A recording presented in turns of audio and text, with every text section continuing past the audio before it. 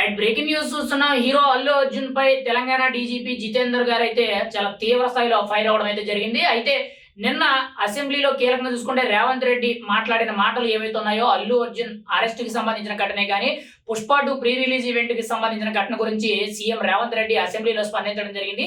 ఆ తర్వాత కీలకంగా చూసుకుంటే నిన్న సాయంత్రం దాదాపుగా 5:30, 6:30 ఆ సమయంలో ప్రత్యేకించి కూడా అల్లు అర్జునే కానీ అల్లు అరవింద్ అయితే ఆ స్పందన మీద కొంత క్లారిటీ ఇవ్వడం జరిగింది. పోలీసులు ఎటువంటి ముందస్తుగా చర్యలు చేపట్టే విధంగా మాకు ఎటువంటి సమాధానం చెప్పలేదు. అక్కడ పలానా ఘటన జరిగింది అనేటట్టు కూడా నాకు పోలీసులు అయితే తెలియపరచలేదు. కేవలం నా మేనేజర్ వచ్చి చెప్తేనే నేను వెళ్ళిపోయానని చెప్పి ఏదైతే అల్లు అర్జున్ నిన్న ప్రెస్ మీట్ లో చెప్పారో అది తీవ్ర దుమారం రేపుతుందని మనం అయితే బలంగా చెప్పుకోవచ్చు.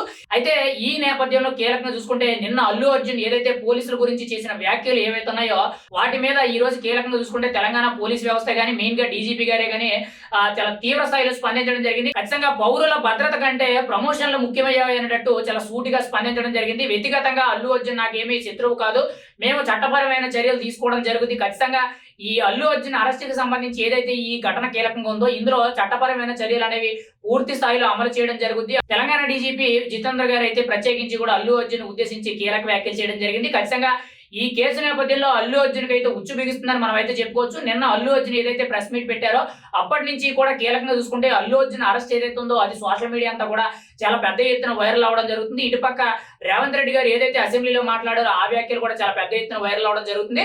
అయితే ఈ నేపథ్యంలో ఈ అల్లు అర్జున్ కి సంబంధించిన పుష్ప 2 ఘటన ఏదైతే ఉందో ఇది తారాస్థాయికి చేరుకుంది. ఖచ్చితంగా రాబోయే రోజుల్లో మధ్యంతర బెయిల్ క్యాన్సిల్ అయ్యి జైలుకు వెళ్లే అవకాశం కూడా ఉంది. ఇప్పటి వరకు కూడా Allu Arjun versus Revanth Reddy, Allu Arjun versus Congress party నేతలు అనేటట్టు ఏదైతే ఈ పుష్ప 2 సంఘటన ఉందో సంధ్యా థియేటర్ దగ్గర జరిగిన ఘటన, అయితే ఇప్పుడు అందులో తెలంగాణ పోలీసులు కూడా ఇన్క్లూడ్ అయినట్టు మనకైతే సమాచారం అయితే తెలుస్తుంది.